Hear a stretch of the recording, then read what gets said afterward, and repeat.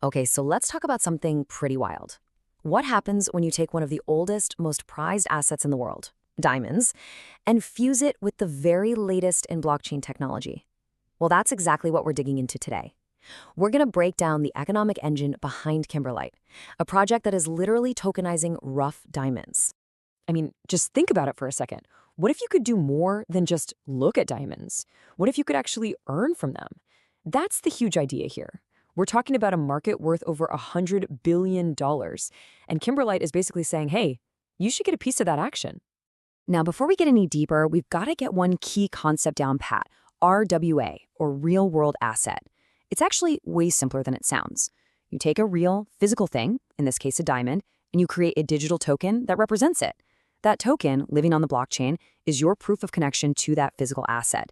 It's the bridge between the world you can touch and the digital world. All right, so with that basic idea in our heads, let's start building. For this first part, we're going to look at the absolute foundation of KimberLite's tokenomics, the token supply, and exactly how it's all divvied up. Okay, this is the number you need to remember, 200 million. That is the total, final, fixed supply of KimberLite tokens. They're not making any more, ever. That scarcity is baked right into the system, which makes it a non-inflationary asset, a huge contrast to regular currencies that, can be printed whenever. So, how is that 200 million pie sliced up? Well, you can see the lion's share, a whopping 54%, is set aside for the ecosystem and development. That's the fuel to actually build out the platform.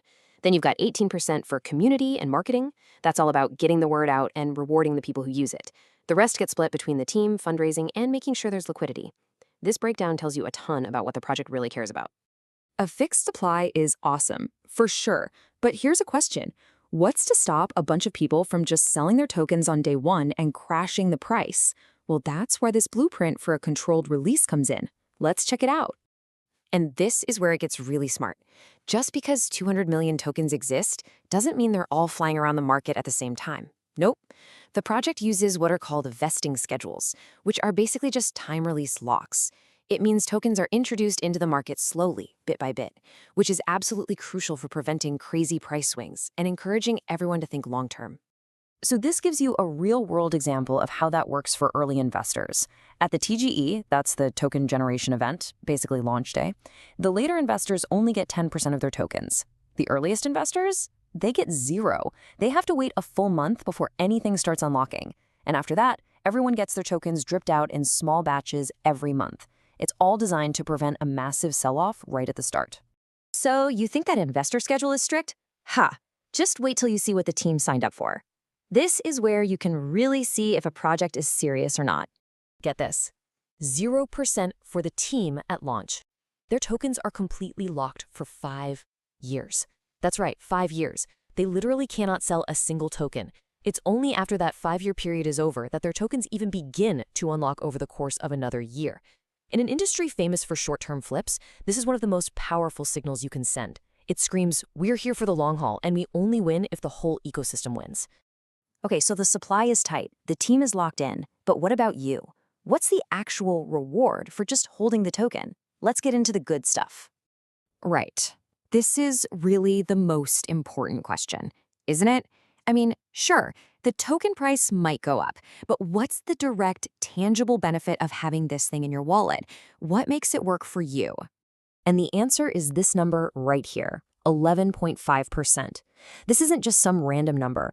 It's the exact slice of the profits generated on the Kimber market, the platform where these tokenized diamonds are traded, that gets shared directly with everyone who holds the token. The way it works is beautifully simple.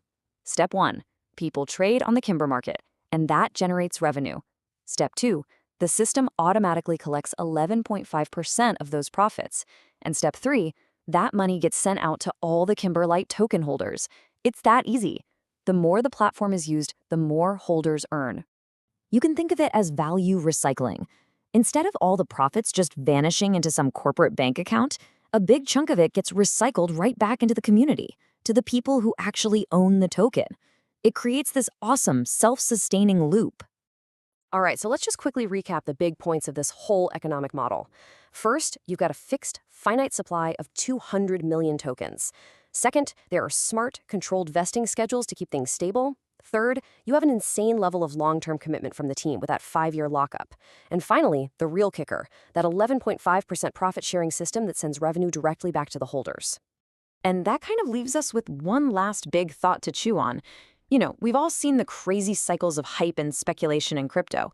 But what a model like KimberLite's points to is a potential shift.